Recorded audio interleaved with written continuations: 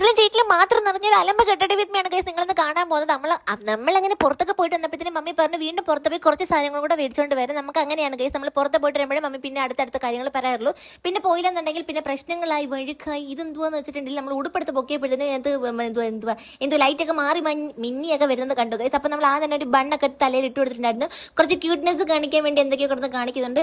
അങ്ങനെ ഈ ഒരു സാധനം അടിച്ചപ്പോഴത്തേനും 1, പിന്നെ 2 പിന്നെ 3 അങ്ങനെ തുമ്മലിൻ്റെ ഒരു ഘോഷയാത്രനീസി ഈ സിനിമയോ അല്ല ഗൈസ്, ഈ വീഡിയോയിൽ നിങ്ങൾക്ക് കാണാൻ പറ്റും. ഇതിന്റെ ഏറ്റവും ഫേവറേറ്റ് ആയിട്ടുള്ള സ്പൈസി റസ്റ്റ് എന്ന് പറയുന്നത് NYBയുടെ ഷെയ്ഡ് ലിപ്സ്റ്റിക് ആണ്. ഇത് നമ്മൾ ഇട്ട് കൊടുത്ത് ചുന്നരായി വന്നപ്പോഴത്തേനാണ് ഗൈസ് നമ്മളെ ക്യാമറ കാണുന്നില്ല എന്നുള്ളവർ മനസ്സിലായത്.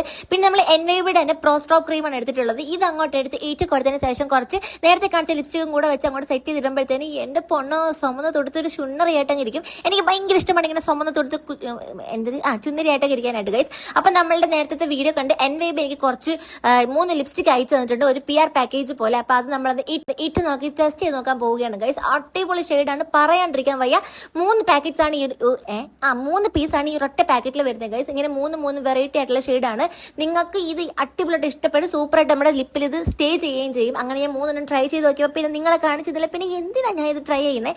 അങ്ങനെ ഇങ്ങനെ 3 ഷെയ്ഡാണ് ഗൈസ്. ഇതിന് കൂടുതൽ ലിപ് ലൈനറൊക്കെ യൂസ് ചെയ്താൽ സൂപ്പർ ആയിരിക്കും. അപ്പം നമ്മൾ അതിന് ശേഷം വീണ്ടും മുടിയൊക്കെ വരി കെട്ടിക്കൊടുത്ത് കൊറിയൻ ഹെയർ സ്റ്റൈലാണ്. അപ്പോൾ പ്രോഡക്റ്റ് വേണ്ടുന്നവർക്ക് QR കൊടുക്കാൻ നിങ്ങൾക്ക് സ്കാൻ ചെയ്ത് മേടിക്കാൻ തന്നെ ഗൈസ്. എന്നാൽ ഞാൻ അങ്ങോട്ട്